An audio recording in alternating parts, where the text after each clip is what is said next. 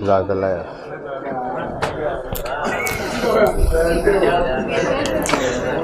चिश्ती ने कहा रोज़ ही उस्ताद रोंदा रहता है, तो नवे मार्कर ले आके दो। अच्छा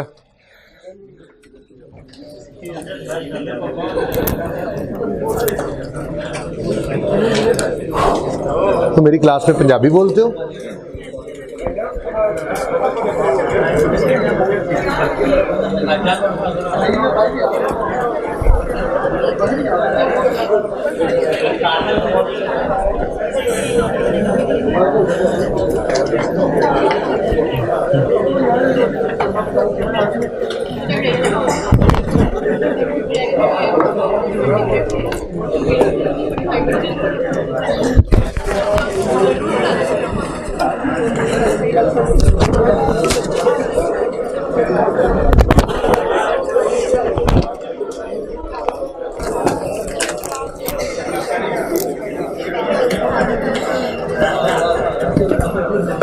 भाई मेरा मोबाइल कहीं चार्जिंग पे लगा हुआ, वो तो लगा पता नहीं कहाँ। क्वेश्चन ओपन करें जी 17। कैसा रहा फिर?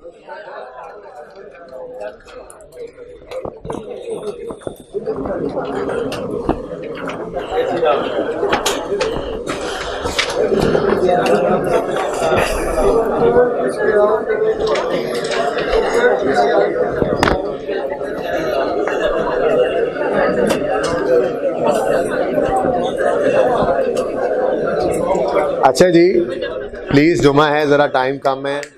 ये तो जुमे वाली क्लास ने मुझे बहुत परेशान किया। वैसे तो अल्लाह माफ़ करे, जुमे के दिन ने नहीं, इस क्लास ने बस शॉर्ट हो जाती है क्लास। 35, 40, 45 इस तरह से टाइम आ रहा है। सुने, कोई ऐसा स्टूडेंट भी बैठा है जिसने 17 बिल्कुल सही कर लिया और सारा जब देखा हो तो बिल्कुल सही था, 90% सही था, 80% सही था, आधा सही था? चलें करते हैं।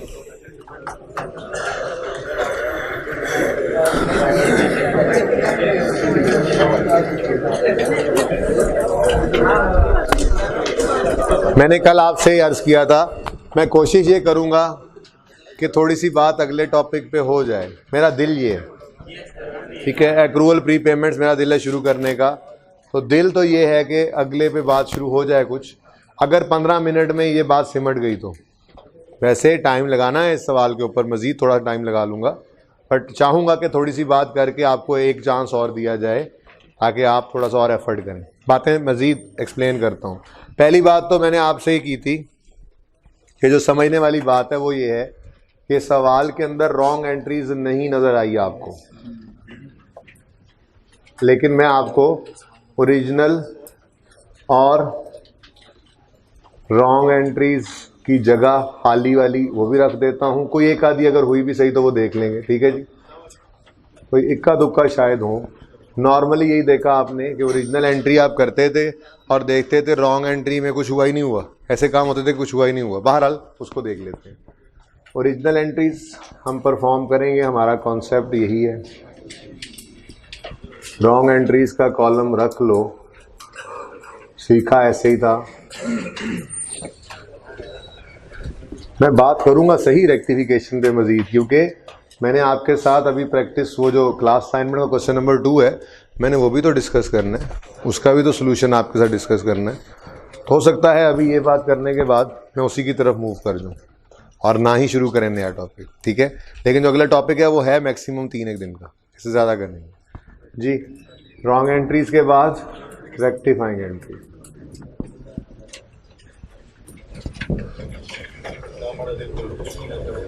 खान बनो रिश्तों वाले, चुप कर दी बैठो। अच्छा जी, पहली बात समझने वाली, the following balances pertaining to fixed assets have been extracted from the trial balance. Underline करें, extracted from the trial balance.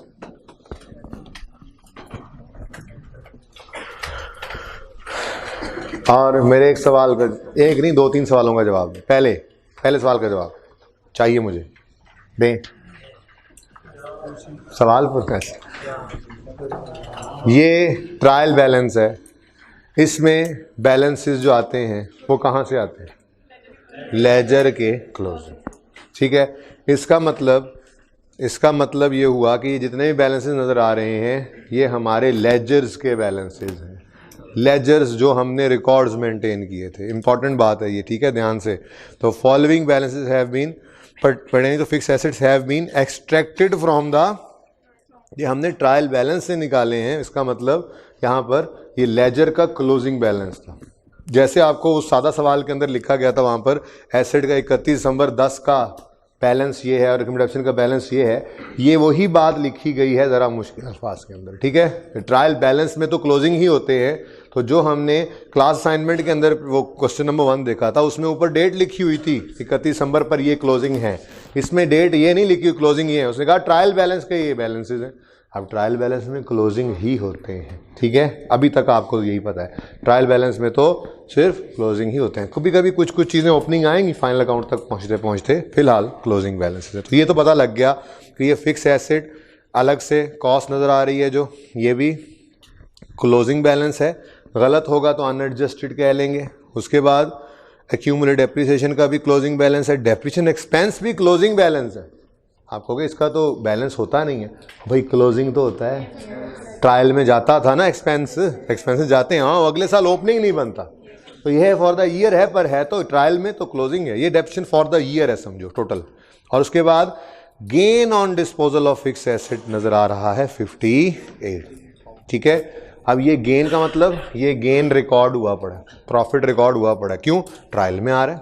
Trial में तो सब कुछ होने के बाद बैलेंसेज आए होते हैं, ठीक है, ओके। अब आगे बढ़ते हैं। Depreciation on fixed assets is charge from the month of addition to the month prior to disposal.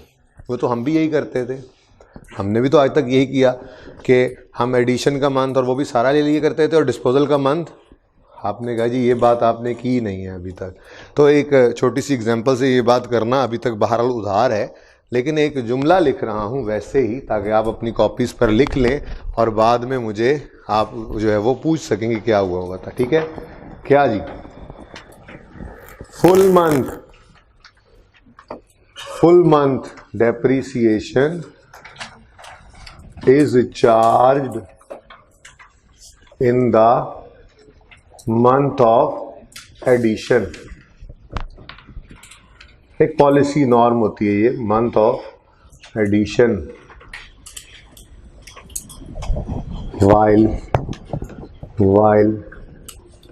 no depreciation is charged in the month of, ये कहीं लिख लें, एक छोटी सी एग्जांपल से समझाऊंगा ये बात। in the month of disposal, ठीक है। क्या मतलब, आज तक हमेशा ये होता है कि महीने के पहले दिन की डेट लगी होती है एडिशन के साथ।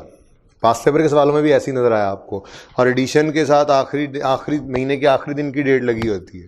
तो हमें कभी ये सोचना ही नहीं पड़ा, तो इंशाल्लाह ये सोचेंगे, छोटी सी एग्जांपल बनाकर फिर किसी सवाल में आपसे टेस्ट भी कर लूँगा, ठीक है। कि जिस मंथ में एसेट आए, वो 5 को आए, 10 को आए, 15 को आए, 20 को आए, आप वो पूरा महीना डेप्रीशिएट कर लें।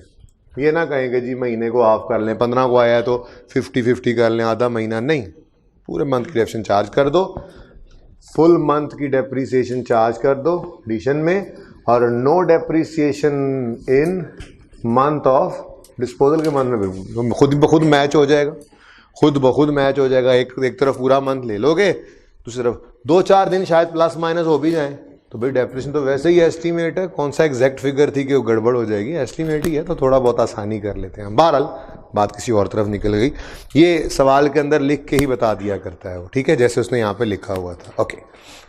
आगे कहता है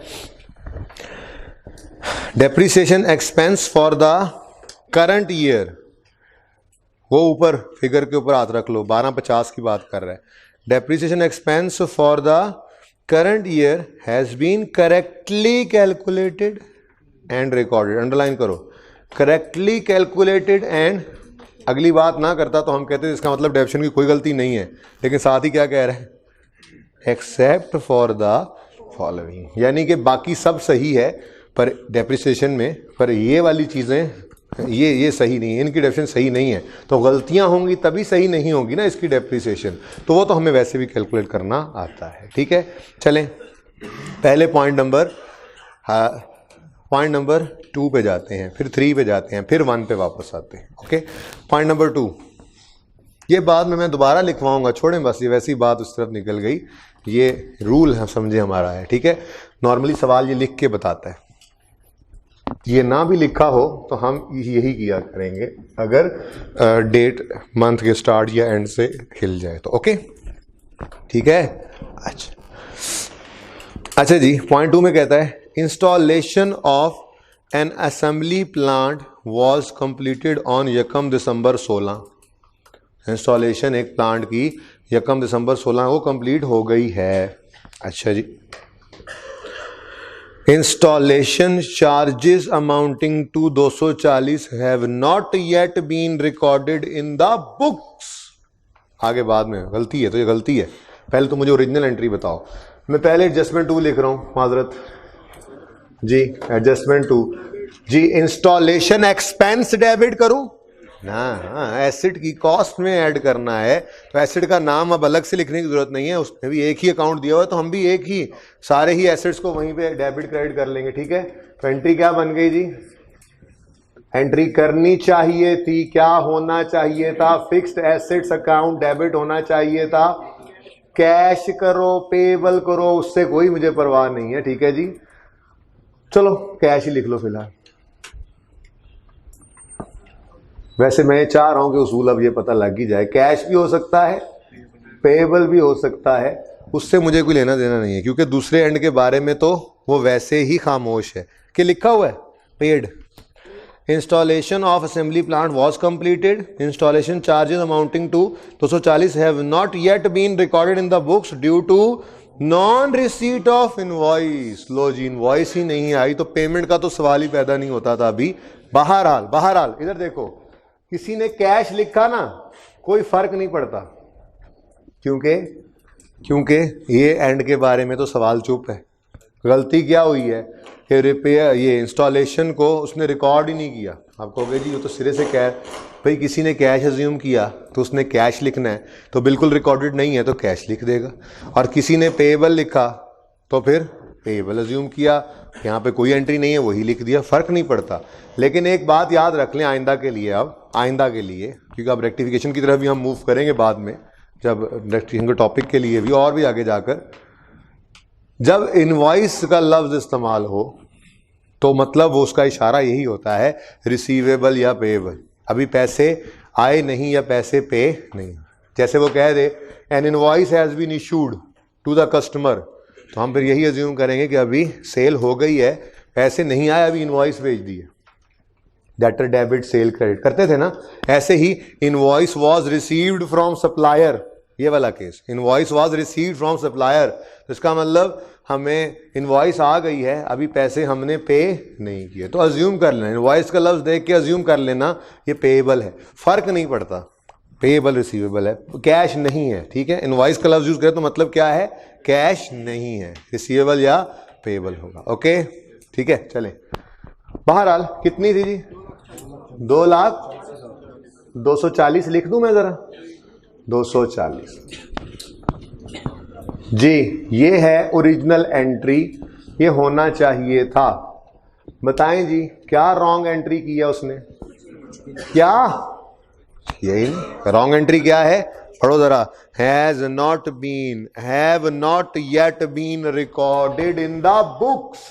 सिरे से किताबों में एंट्री आई नहीं। किताबें क्या होती हैं, ये किताबें, ये लेजर जो आप बना रहे हैं, ये जो आप जर्नल एंट्रीज के लिए जर्नल बनाते थे, बुक्स ऑफ प्राइम एंट्री करना है हमने कुछ ही दिनों में, ठीक है, वहाँ पे देखेंगे कितनी किस्म की किताबें होती हैं। तो ये जो आप किताबें बना रहे थे, आप कितने दिनों से किताबें ही बना रहे हैं, उनमें एंट्री की ही नहीं, मतलब कोई डबल एंट्री नहीं हुई, तो क्या करोगे फिर, ये होना चाहिए था, बोलो, और यार वो वीडियो ही भूल गया मैं देखनी यार कसम से जी, ये होना चाहिए था, हुआ क्या, कुछ नहीं हुआ तो कर लेंगे, यही एंट्री दोबारा। फिक्स्ड एसेट्स अकाउंट डेबिट, और जिसने कैश लिखा वो कैश क्रेडिट करेगा, जिसने पेएबल लिखा वो पेएबल क्रेडिट करेगा 240 से। लेकिन मैंने आपको क्या कह दिया है, अगर किसी ने कर भी दिया तो परिचय में वो गलत तो नहीं कर देगा, बट मैं आपको क्या कह रहा हूं, जब लफ्ज इनवॉइस इस्तेमाल हो जाए तो बेटर है पेएबल अज्यूम करो। तो हम कहेंगे फिक्स एसेट डेबिट, वो इंस्टॉलेशन कॉस्ट से एसेट एक्सपेंस नहीं था, fix asset debit payable credit होना था, हमने फिक्स एसेट डेबिट नहीं किया, पेएबल क्रेडिट नहीं किया, तो कर लो। आसान थी सवाल में, रॉन्ग एंट्रीज थी ही नहीं। ठीक है, आगे नेक्स्ट है adjustment number 3, N invoice of rupees 683। Again किसी ने कैश अज्यूम किया, किसी ने पेएबल, दोनों में फर्क नहीं पड़ेगा, क्योंकि जिसने कैश अज्यूम करना है उसने पहले कैश को गलत करना है, फिर कैश को सही पहले कैश को ओरिजिनल लिखना है, फिर गलत लिखना है, फिर सही भी कर लेना है। बट कैश की गलती नॉर्मली अकाउंटेंट करता भी नहीं है। और अब मैं आपको बता चुका हूं कि लफ्ज इनवॉइस नजर आ जाए तो फिर N invoice of rupees 683 for the machine purchase on 1 October was mistakenly accounted for. पहले बताओ असल में ये है क्या, इनवॉइस किसके लिए, मशीन खरीदी। अब मशीन का अलग अकाउंट नहीं है तो इसकी भी एंट्री हमें फिक्स एसेट में कर देनी चाहिए। तो ओरिजिनल एंट्री, ये कौन सी एडजस्टमेंट थी, 2 एडजस्टमेंट 3 मशीन को डेबिट करना है, वही फिक्स एसेट को डेबिट कर दो ना। फिक्स एसेट अकाउंट डेबिट कितने से होना, कितने से चाहिए था जी, पढ़ो। एन इनवॉइस ऑफ 683 और machine purchase was mistakenly accounted for as पता नहीं कितना। फिलहाल तो बताओ असल में क्या था, 683 ओरिजिनल, फिक्स एसेट अकाउंट 683 से डेबिट। और अब मैं आपको कह चुका हूं अगर इनवॉइस हो तो पेएबल। अगर किसी ने कैश लिख दिया तो इतनी सजा मिलनी नहीं चाहिए, लेकिन अब आप मेरे स्टूडेंट्स में से कोई ये कैश नहीं लिखेगा, वो पेएबल ही लिखा करेंगे। ठीक है, अगर आप लिख देते कैश, एग्जामिनर को बहुत सजा न देता, बट अब आप नहीं लिखेंगे, इनवॉइस बता दिया आप। ठीक है, ऐसे ही करेंगे। ओके जी, fix assets debit payable for fixed asset, मैंने पेएबल ही लिख दिया, payable for fixed assets, payable for machine credit. ठीक है, payable for installation, payable for machine, पूरी बात लिखनी हो लिख लेना। ठीक है, अब रॉन्ग क्या हुआ, was mistakenly accounted for as, यानी कि वो फिक्स्ड एसेट हमने डेबिट जो करना था 683 से कर गए 800। अब यहां पर आपके ذहनों में अगली बात आई होगी, इधर देखो कि सर ने कहा था रॉन्ग एंट्री में जिस एंड के बारे में खामोश हो उसे सही अज्यूम करना। अब दिल क्या कर रहा था घर पे, यहाँ पे हम लिखें पेएबल 683। कितने बच्चों का ये दिल कर रहा था वैसे बताओ तो सही, फिर ये जो बात है मुझे पता नहीं, ये सही कह रहे हैं वो, उन्होंने वो चीज़ को फॉलो किया है जो मैंने उनको सिखाई थी, तुम हंस लो। इसके पीछे तो कॉन्सेप्ट है, वो तो अभी बताऊंगा जी। कितने बच्चों का दिल चाह रहा था ये बात करने का, 2 3 4 बच्चे हैं। अब सुने, एक लफ्ज लिखा हुआ था जो मैंने कल आइडेंटिफाई भी किया था, was mistakenly accounted for, underline करें। अकाउंटेड फॉर का मतलब क्या होता है, रिकॉर्डिंग, मतलब रिकॉर्ड ही गलत हुई है, एंट्री ही गलत हुई है। ठीक है, अकाउंटिंग ही गलत हुई है, जर्नल एंट्री ही गलत हुई है, डबल एंट्री ही गलत हुई है, जो मर्जी मतलब ले लो। तो अकाउंटेड फॉर का अंडरलाइन करके लिखो, इसका मतलब क्या होता है, डबल एंट्री ही गलत हुई, अकाउंट फॉर ही गलत हुई ना, अकाउंट फॉर ही गलत हुई। क्या मतलब, किताबों में ही गलत लिखा गया हमसे। इनवॉइस को देखा 683 लिखना था, वो लिखने जब उधर गए तो 863 लिख गए। अब वो इनवॉइस साइड पे रख दी थी देखकर। अकाउंट फॉर का मतलब ही क्या है कि डबल एंट्री दोनों एंड पर गलत हुई है। तो ऐसी कोई उसूल हमारा अपनी जगह पर है, वो नहीं खराब किया हमने। यहाँ पे लफ्ज ऐसा ही लिखा हुआ था कि किताबों में एंट्री ही क्या आई है। ये कल जाते जाते बात ज़्यादा तफसील से नहीं हो सकी थी, मैंने कहा चलें इस पर भी कर लें। अब मैं यही कह रहा था कि गलत कुछ नहीं होगा, किसी ने कैश अज्यूम किया तो यहाँ पे कैश ज़्यादा तो फिर वो सही कर लेगा, लेकिन अब पेएबल, इनवॉइस का लफ्ज तो पेएबल। अब सुनो, फिक्स्ड एसेट 600 से डेबिट होने थे, वो फर्क तो निकाल लेगा कैलकुलेटर, अभी आसान करके बोलते हैं। फिक्स्ड एसेट 600 से डेबिट करना था, कर गए 800 से। ठीक है, फिक्स्ड एसेट ज्यादा डेबिट कर गए हो तो बोलो फिक्स्ड एसेट डेबिट होना चाहिए था 600 से। भाई 83 और 63 ये कैलकुलेटर निकाल लेगा, मैं आसान लफ्ज बोल रहा हूं जरा। ठीक है, बोलने के लिए तो बोल सकते हैं ना। फिक्स एसेट होना चाहिए था 600 से डेबिट, हो गया 800 से डेबिट, ज्यादा डेबिट हो गया, सही करने के लिए क्या करोगे, क्रेडिट। फिक्स्ड एसेट्स क्रेडिट कितने से, ये देखो 863 से कर गए हो, 683 से करना था, ठीक है, 180 से फर्क पड़ा। आगे बढ़ो, पेएबल क्रेडिट होना था 600 से, हो गया 800 से, ज्यादा क्रेडिट हो गया, सही करने के लिए क्या कर लो, पेएबल, चलो अकाउंट लिखा हुआ है, वैसे आपने पूरा लफ्ज लिखा होगा पेएबल फॉर मशीन, तो उसको डेबिट कर दोगे कितने से, 180 से। यार आप जरा फासले पे रहे, सॉरी। ओके, मैं अभी इसके डेफिनेट इंपैक्ट नहीं निकाल रहा, एक ही बार कर लेते हैं एंड पे, ठीक है ना। हालांकि आई के अपने हर एक का साथ साथ निकाला हुआ, कोई नहीं, एंड पे निकाल लेंगे, वर्किंग का रेफरेंस दे देंगे, ठीक है। यहां तक कितने बच्चे बिल्कुल सही थे, यहां तक भी नहीं सही थे, वो हाथ खड़ा कर, 1 2 3, कोई बात, अगली बार जिंदगी में ये चीजें गलत नहीं होंगी, अभी कर लें गलतियां, कुछ नहीं होता, पेपर से पहले सब गलतियां कर लें, सब इजाजत है। जब तक हम लोग साथ हैं, टेस्ट में फेल हो लें, समझ ना आए, गलतियां कर लें, पर जाने से पहले सारी गलतियां सही हो जाए। आई क्या, मैंने कोई गलती करनी। ओके नेक्स्ट, अब रह गया पॉइंट 1, फिर किसी ने बदतमीजी की थी,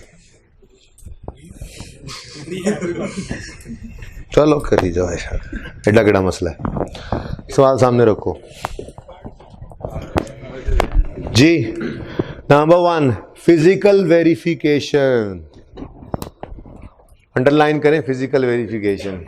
इन्वेंट्री का टॉपिक पढ़ाया होता तो और आसान होता, बहरहाल ये काम वहाँ पे बात दोबारा भी करूँगा। फिजिकल वेरिफिकेशन का मतलब क्या होता है, देखें ऊपर गिवन क्या था, मैंने आपको बताया ट्रायल के बैलेंसेस हैं। क्या मतलब, ये लेजर के अंदर रिकॉर्डिंग्स हुई पड़ी हैं। लेजर ने बताया, मिसाल के तौर पे कल बात भी जाते जाते की थी, लेजर ने बताया हमारे पास 5 अदद एसी हैं राइज में, ज़्यादा लग रहे हैं, 50 एसी हैं, एक आधा एसी तो चलवा दो भाई, ये चल नहीं रहा, ये बस ऐसे ये ले जुल रहा है, नहीं चल रहा, ये पता नहीं क्या है इसको। एक चला लो बस, हाँ चला दो, एक तो चला दो, वो एंड वाला चला दो, तुम 2 ही चला रही हैं, चल ठीक है। अच्छा सुने,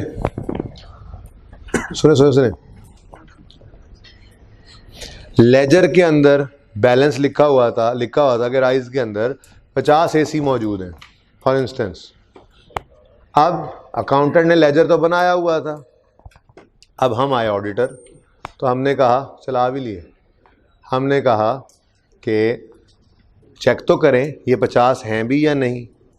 अब गिनती करनी शुरू की, हर क्लास में जाते थे, हम फिजिकली वेरीफाई कर रहे हैं, हम स्टॉक के साथ भी ऐसे ही करेंगे, इन्वेंट्री के साथ IS2 में जाकर हमने जाकर एसी को गिनती किया, एसी को गिनती करके हमने देखा ओह 50 थे, लिखा हुआ रिकॉर्ड में लिखा हुआ था 50 हैं, 5 कहाँ गए, तो हमें बताया गया कि जी 5 तो प्रिंसिपल साहब ने दूसरे कैंपस में, नहीं 5 तो प्रिंसिपल साहब ने अपने घर भिजवा दिए थे, उन्होंने कोई चौथी मंजिल घर की बनाई, तो उन्होंने कहा ये एसी एक क्लास तो फारिग है, तो चलो ये 5 एसी इस क्लास के निकाल कर, अब ओनर के अपने एसी थे, हंसने वाले हंसते रहे, उनका क्या बस है, जिसने ख़रीदे थे उसी ने अपने घर लगवा लिए, वही ये बिज़नेस भी उन्हीं का था, ये एसी उन्हीं के ही थे, बिजनेस में उन्हीं के पास ही पड़े थे, कि कल को बिजनेस बंद होगा तब भी ये पैसे उन्हीं के ही थे, अभी भी वो निकाल कर घर ले गए, ये हो सकता था बिल्कुल। अब इशू ये था कि आपके पास एसी का अकाउंट बता रहा था कि क्लोजिंग में 50 पड़े हैं, आपने कहा हो भाई साहब ये तो गलत हैं। गलती क्या है, 5 एसी प्रिंसिपल साहब ड्रॉ करके घर ले गए, ड्राइंग्स।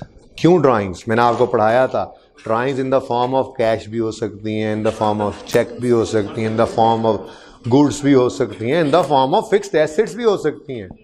बट ड्राइंग्स डेबिट है, दूसरी तरफ कभी कैश, कभी बैंक, कभी परचेजेस, कभी फिक्स्ड एसेट क्रेडिट, स्टार्ट की क्लासेस के अंदर। ठीक है, तो हाँ एक गलती है, हमने 50 अकाउंटेंट बेचारे को तो पता ही नहीं था। अकाउंटेंट ने तो हेड ऑफिस में बैठा हुआ था, अपने हिसाब से 50 एसी जो खरीदे थे वो रखे हुए थे। अब प्रिंसिपल साहब ने जो घर के लिए एसी निकलवाने थे एक रूम के, जो रूम फारिग हो गया था क्लासेस से, तो क्या उसके लिए उनको कहीं से अप्रूवल लेने की जरूरत थी? भाई प्रोपराइटर्स, ओनर्स, उनको कहीं से अप्रूवल, खुद अप्रूवल देने वाले होते हैं, उनको कहीं से अप्रूवल लेने की जरूरत तो नहीं है। अब उन्होंने बस कहा एडमिन को कि ये 5 एसी उतरवाओ और ये वो फलां बंदे के घर लगवा दो, उस गरीब आदमी का भला हो जाएगा, 5 घरों में लगवा दो, चलो जी, ऐसे कह लिया। लेकिन बिजनेस से तो निकल गए ना, अपना पर्सनल खर्चा कहीं पे किया समझो। तो ड्राइंग है, रिकॉर्डेड नहीं है, अकाउंटेंट को नहीं पता था। अब सही करने के लिए आप क्या एंट्री कर रहे होगे? Drawing debit asset credit. जैसे ही ये एंट्री आप करोगे, एंट्री तो आप यही करोगे ना जी, ड्राइंग डेबिट करें, एसी एसेट जो है एसी उसको क्रेडिट करें। अब ये गलती सही हो जाएगी। अब एडजस्टेड कैरी ऑन कितना आ रहा होगा? गलती सही हो गई, गलती सही हो गई। अगली बात, आपने ये अकाउंट्स नहीं बनाने थे, आपने सिर्फ रेक्टिफाइंग एंट्रीज करनी थी। ये रेक्टिफाइंग एंट्री बन रही है।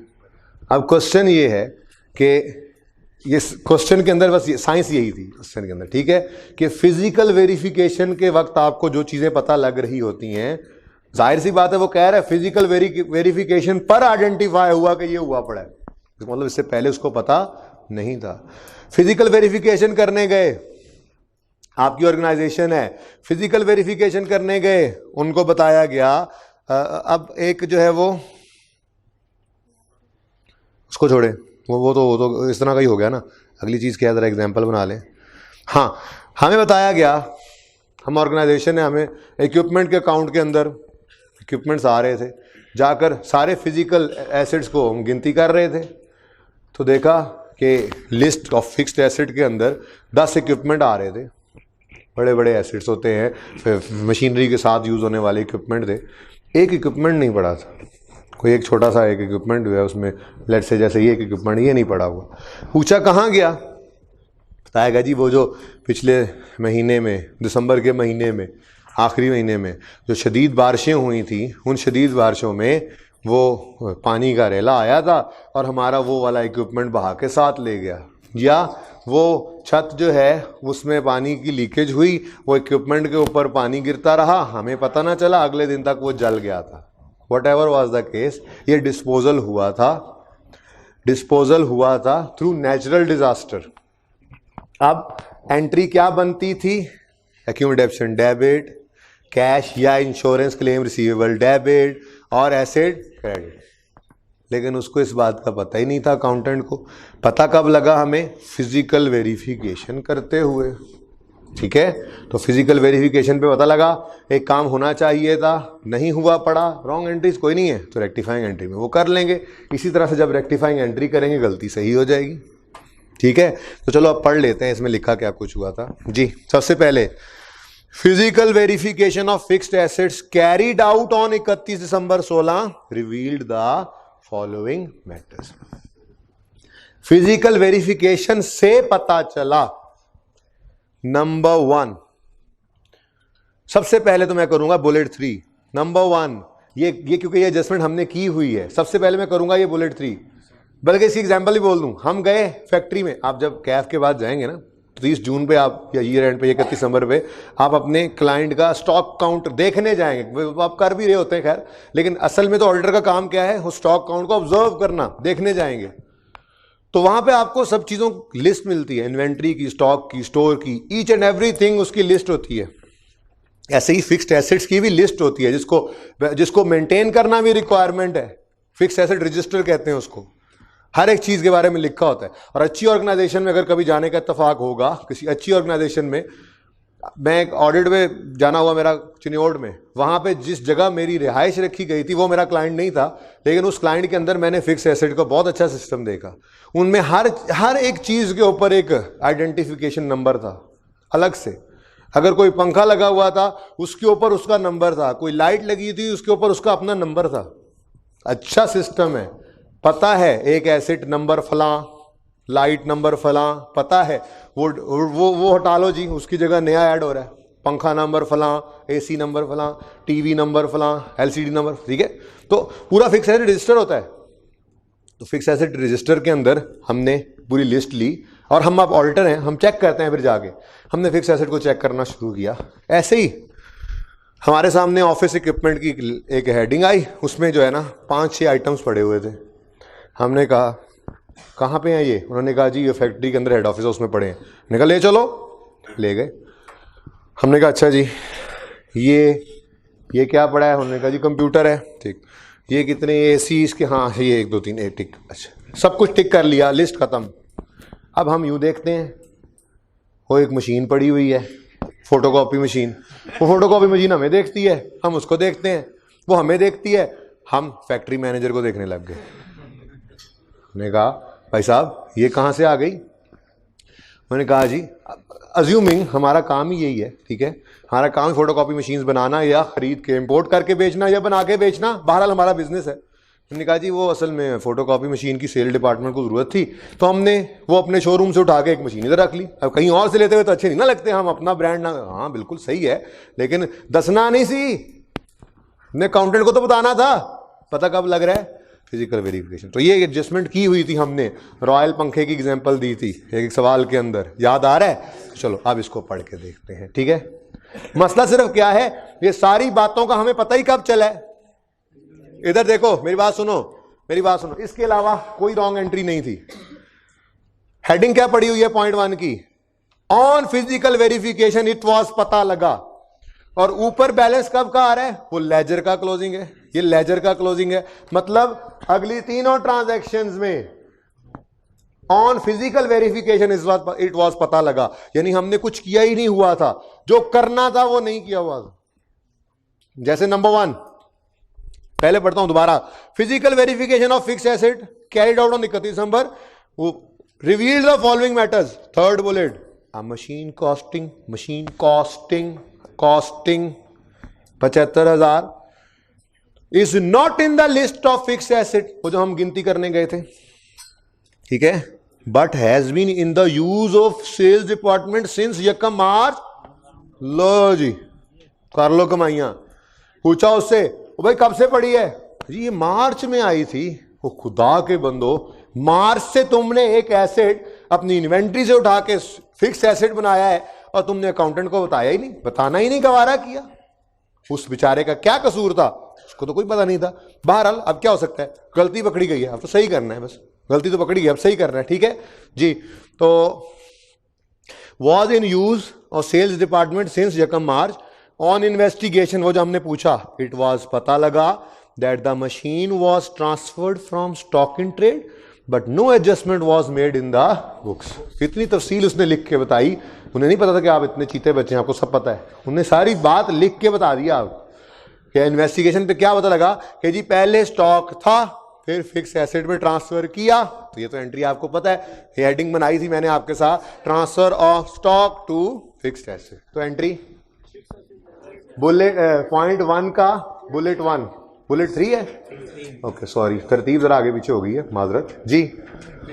फिक्स्ड एसेट्स अकाउंट डेबिट और स्टॉक क्रेडिट जी 75,000 है या 100 है? तो 75। और अगली बात, इट वाज पता कब लगा? At the time of physical count. इसका मतलब बेचारे अकाउंटेंट को तो ये पता ही नहीं था, ठीक है। तो फिर फिजिकल वेरिफिकेशन पे जाके ये पता लगा, उससे पहले पता होता तो लेजर के अंदर आ रहा होता, फिर फिजिकल वेरिफिकेशन पे ये पता ना लगता। अगर अकाउंटेंट को पहले पता लग गया होता तो फिर लेजर वाले बैलेंस में ये आ रहा होता और फिजिकल वेरिफिकेशन में पता ना लगता, फिर लिस्ट में सब कुछ होता, लिस्ट में ये इक्विपमेंट पड़ा होता, पर नहीं था, कोई गल नहीं। फिक्स्ड एसेट्स अकाउंट डेबिट, जो होना था वो नहीं हुआ तो कर लेंगे, इससे आसान तो सवाल ही नहीं हो सकता। और इसमें डेप्रिसिएशन के इंपैक्ट्स भी बड़े आसान थे, बड़े आसान थे। बहरहाल next, next number 2 bullet. Number 2 bullet, ये सबसे मुश्किल लगा होगा पॉइंट आपको, लेकिन इस डिस्कशन के बाद मुश्किल नहीं है, अभी मैं बता देता हूं आपको। ये number 2 bullet, on physical verification, नहीं ये मुश्किल नहीं, पहला मुश्किल लगा होगा, सॉरी। चलें आप उलट चल ही रहे। अच्छा यूं ही चलें वैसे सवाल में। ऑन फिजिकल, ये परिचय में ऐसे किया करो, सवाल 2 दफा पढ़ने के बाद शुरू करना है, तो जो सबसे आसान एडजस्टमेंट लगे सबसे पहले लिख के उसको फारिग करो, सबसे आसान, रुकना नहीं है। जो आसान नजर आ रहा है ये ना कहो मुश्किल करके फिर उधर जाता हूं, नहीं, सवाल 2 दफा पढ़ के शुरू करना है, सबसे पहले आसान वाला काम करके साइड पे करना है, फिर मुश्किल पे सुकून से टाइम लगाओ। पता हो ये एडजस्टमेंट है, पता हो मार्क्स के साथ 1.8 कर रखा था, लो जी मेरे पास 5 मिनट है, ये एडजस्टमेंट हो गई तो ठीक है, ना हुई तो अल्लाह माले के आगे चलेंगे, फिर सही, और थोड़े सवाल पढ़ें और थोड़े नंबर पढ़ें, ठीक है। चलो, ये करेगा वही जो टेस्ट में अप्लाई करेगा, वरना नहीं कर सकेगा। On physical verification of fixed assets carried out on 31 December revealed that equipment costing 800 purchased on 1 January 14 was damaged in rain in December 16 and was कूड़े में फेंक दिया। ऐसे खराब हुआ कि कूड़े में फेंक दिया, ठीक है, उसको तो कोई कबाड़िया भी नहीं लेके गया। स्क्रैप्ड का मतलब ये होता है, ठीक है। बहरहाल है तो डिस्पोजल ही, ठीक है, डिस्पोजल की एंट्री आती है, एक्यूमुलेटेड डेप्रिसिएशन डेबिट, कैश लिख तो लो, कैश डेबिट, या अगर इंश्योरेंस वाले पैसे दे देते तो इंश्योरेंस क्लेम रिसीवेबल डेबिट, और तीसरा इक्विपमेंट है लेकिन हमारे पास तो अकाउंट ही एक है, तो हमने जान छुड़ाई हुई है, बस फिक्स एसेट कोई डेबिट, फिक्स एसेट कोई क्रेडिट करते रहे, ठीक है जी। अब बताओ इक्विपमेंट कॉस्टिंग कितना था, 800, and equipment costing 800 was damage in rain and was scraped. Scraped का मतलब कुछ नहीं मिला, कुछ भी नहीं मिला। अब अगली बात वो क्या है, एक्यूमुलेटेड डेप्रिसिएशन। मैं नहीं कर रहा वर्किंग, आप मुझे बता दीजिए कर क्या आए होंगे आप वर्किंग। वर्किंग 1 की होगी आपने 4-1 बट काफ़ी नहीं है 418, ये पॉइंट्स में लिखना चाहोगे, चलो 0.133, ये नहीं था, ये WDV है भाई, ये WDV है 381867। अब मुझे खुद पॉइंट लगाने पड़ेंगे हाजी साहब, 381.867। अब ठीक है जी। अच्छा देखो नंबर कितने थे इसके सवाल के, 14 नंबर का मतलब ये नहीं है कि जिसने सब कुछ सही लिखना है उसको नंबर मिल रहे होंगे, जिसने कुछ भी इसमें सही लिखा होगा, जो डेफिनेशन सही निकाली होगी उसको उसके नंबर मिलेंगे। अकाउंटिंग है बेटा, हर स्टेप के मार्क्स मिल रहे होते हैं, बस चलते जाना है, खेलते जाना है, लड़ते जाना है, डरना नहीं है। नेगेटिव मार्किंग नहीं है अकाउंटिंग में, आईकेप नेगेटिव मार्किंग नहीं करता, तो कुछ ना करके आने से गलत करके आना भी बेहतर है, छोड़ के कुछ मत आना, ठीक है जी। कभी कभी गलत करके आओगे होगा सही, छोड़ के आओगे तो 6 महीने दुख रहेगा जी। ओके जी, कुछ भी नहीं मिला तो नुकसान ही लग रहा है, बता दो जी balancing figure, profit and loss account में बैलेंसिंग फिगर बताओ जी। 418,133 लॉस हो गया जी, डिस्पोजल पे लॉस हो गया। लॉस ही होता है जो चीज़ ऐसे तबाह हो और कोई पुरसाने हाल भी ना हो, इंश्योरेंस वाले भी नहीं आए, नुकसान पूरा भी नहीं हुआ, बराबर ही हो जाता, सिफर ही हो जाता, कबाड़ा हो गया। ओके चलें, जो भी है जो भी है, अकाउंटेंट ने क्या एंट्री की है ये बताओ। ये तो हमें पता ही नहीं चला सर, हमने तो कहा अच्छा चलो फोटोकॉपी तो हो गई टिक, ये जो लिखा हुआ है ये एंड पे, ये कॉफी मशीन ये किधर है, ये कॉफी मशीन किधर है, वाटर कप रहा है, कॉफी मशीन किधर है, कॉफी मशीन किधर है। यार वो बारिश आई थी दिसंबर में आई बारिश, और वो पानी टिप टिप करके गिरता रहा उस पर, और वो बिजली भी ऑन थी, हम सब तो गए हुए थे, रात को ऐसा हुआ बारिश आई, सुबह वापस आए तो उसमें तो धुआं निकल रहा था, और हमने बड़ी कोशिश की इलेक्ट्रिशियन ने सही करने की, पर कुछ नहीं बना उसका, तो फिर हमने उसको उठा के कूड़े में फेंक दिया। दसना नहीं सी, सारी बातें ऑल्टर यही कह रहा है आगे से। क्यों? फिजिकल वेरिफिकेशन के वक्त पता लग रहा है, तो इसका मतलब देयर वाज़न्ट एन एंट्री। बड़ी मौज थी इस सवाल के अंदर ये, और रिक्वायरमेंट सिर्फ ये है, वो तो आपको समझाने के लिए कर रहा हूं। ये 2 दफा काम क्यों कर रहा हूं मैं? ताकि आपका कॉन्सेप्ट बिल्कुल बना रहे। वरना मैं यूं कह सकता था ये लिखने के बाद सिर्फ एक एंट्री में जरूरत पड़ी है ये इसमें, वरना लिखने के बाद कहता हाँ ये ओरिजिनल थी, रॉन्ग नहीं हुई, यही रेक्टिफाइंग है। पर आपको कॉन्सेप्ट भी नहीं हिलाया मैंने कि बिल्कुल वही तरतीब जो होना था वो नहीं हुआ, तो कर लो। पेपर में ऐसे नहीं करना, जब आप सीख जाते हो ना चीजें, उसके बाद फिर आप सही उसको कर लिया करते हो जल्दी जल्दी पेपर को पास करने के लिए। ये तो जिंदगी के लिए समझा जाता है चीज़ों को, जब समझ आ जाए तो फिर शॉर्टकट्स डिवाइस किए जा सकते हैं। ठीक है जी। 381 पॉइंट, मैं होता तो राउंड कर देता 867, आप कहेंगे मिलियन है, और राउंड का मतलब ही यही होता है। 800 नील 418.133 पॉइंट ही पाई जाऊँ मैं 133। ठीक है जी स्टूडेंट।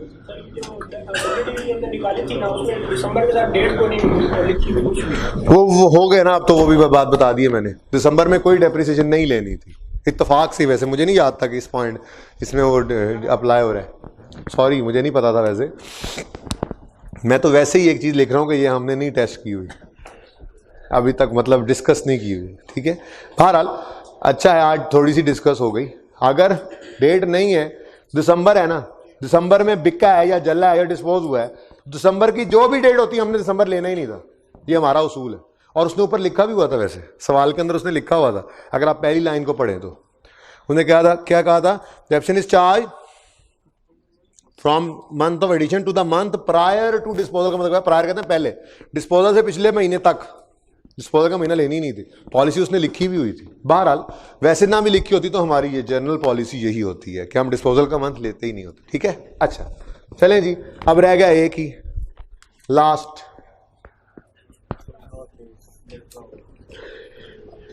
फिजिकल वेरिफिकेशन पे गए, लिस्ट सामने खुली हुई है। अब हम खड़े हैं वहां पे ऑफिस में, कोई फैक्ट्री के साथ ही ऑफिस बना हुआ है, गए हुए हमने कहा 1 2 3 4 5 6 7 8 9 10 लैपटॉप पूरे कराओ जी, 10 लैपटॉप। अब वो गिनते हैं तो 8 निकल रहे हैं। भाई साहब 10 लैपटॉप लिखा हुआ है, ये 2 कहाँ गए? वो मियाँ साहब ले गए सिखा। कौन मियाँ साहब? जिन्ना दे तुसी भी मुलाजिम ते अस्सी भी मुलाजिम। ठीक है जी, अच्छा ठीक है भाई, ठीक है जी, लेके जा सकते हैं। वैसे खैर थी, क्या हुआ? उन्होंने कहा जी बच्चे ने कार्टून देखने, उन्होंने मोबाइल ले लेंदे ने, 2 लैपटॉप लैके घर। ठीक है, इसके अपने लैपटॉप थे, मियाँ साहब के अपने लैपटॉप थे, सेठ साहब के अपने laptop. He was owner, he can take these things, उसकी अपनी चीज़ें थी। बस फ़र्क ये है कि अकाउंटेंट जो सेपरेट एंटिटी की दूरबीन लगा के बैठा होता है, उसको किसी ने नहीं बताया। ठीक है, उसको बता दिया जाता तो वो एंट्री कर लेता, drawings debit, fix asset credit. ठीक है, सही है। चलो अब ये बात तो मैंने कर ली। अच्छा एक काम करते हैं, ऐसे ही मैं कहता हूं जी डिस्पोजल ही है, फिक्स एसेट तो गया ना बिजनेस से, ऐसे ही थोड़ी देर के लिए डिस्पोजल ही है। ऐसे ही मैं लिख लेता हूं, एक ट्रांजैक्शन बनाने की कोशिश करते हैं। चलो पढ़ते हैं जरा। 2 लैपटॉप्स परचेज ऑन यकम जुलाई 15 एट अ कॉस्ट ऑफ 245। ये कितने के थे? ईच है या इकट्ठा ही है? इकट्ठा ही है। अच्छा जी, कितना? 2,45,000 के 2 लैपटॉप थे जो हमने खरीदे थे जी। Were withdrawn by the proprietor on यकम मई 16। मुझे बताओ इसकी क्यूमुलेटिव एफिशिएंसी निकाली थी आप लोगों ने? पहले तो वो निकाले ना, नहीं निकाली तो बुक से देख के बता दें मुझे। 39, अब सही बताना, पहले तुमने सही बताया था। 39,200 39,000,2 ये देखो, ये क्या है? इनका फर्क क्या है? WDV। इनका फर्क क्या है? सुन लो, बड़ी अहम बात, इनका फर्क क्या है? पहले कितनी? ये सही नहीं है, ये सही नहीं है, ये सही है यार। WDV निकालो। WDV क्या होती है? कॉस्ट माइनस एक्यूमुलेटेड डेप्शन, जल्दी करो, जुमे का दिन है प्लीज। 200 कह लो, 200 कह लो, 200 कह लो, 200 की चीज है, 200 की चीज है, इसके अगेंस्ट 200 भी नहीं ये मिलना, ठीक है, 200 के अगेंस्ट 200 भी नहीं मिलना, क्या नुकसान हो गया? इधर देखो, कैश का तो मकसद ही पैदा नहीं होता ना। बस ये देखो कि हमने कहा हमारी किताबों में एक चीज 200 की थी, मालिक ले गया, गेन लॉस खुद को चीज बेच के तो नहीं ना कमा सकते, ठीक है। तो इधर देखो, कैश की जगह क्या लिख देना था? ड्राइंग्स। कितना जी? अभी बता रहे थे आप लोग फर्क कितना है जी? 205 ड्राइंग्स डेबिट, ठीक है, ड्राइंग्स डेबिट, कैश वैश कोई नहीं आया था, कोई नहीं, हमारी किताबों में चीज की जितनी औकात थी वो उठा के दे दी, मालकों का ही था सब कुछ, ठीक है जी। अब सुनो, ये नहीं हुआ था, यही कर लोगे। अब इंपैक्ट्स ऑफ डेप्रिसिएशन निकलने हैं, इन्हीं दो में मुश्किल है। क्यों? यहां पर एसेट बढ़ रहा है, डेप्रिसिएशन को बढ़ाना है, आई थिंक 1 महीना, और पहला ही साल है तो रेट कॉस्ट पे लगना है। Same is the case with this 180, और यहां पर भी पहला ही साल था, एसेट बढ़ रहा है, डेप्रिसिएशन बढ़ना था, लेकिन इसी साल में गड़बड़ हुई थी, तो WDV का तो मकसद ही नहीं आ रहा था, रेट ने कॉस्ट पे लगा होना था और गलती हुई हुई थी, ठीक है। मसला यहाँ पे थोड़ा सा आना है, तो इंशाल्लाह कल बात करेंगे इनके ऊपर।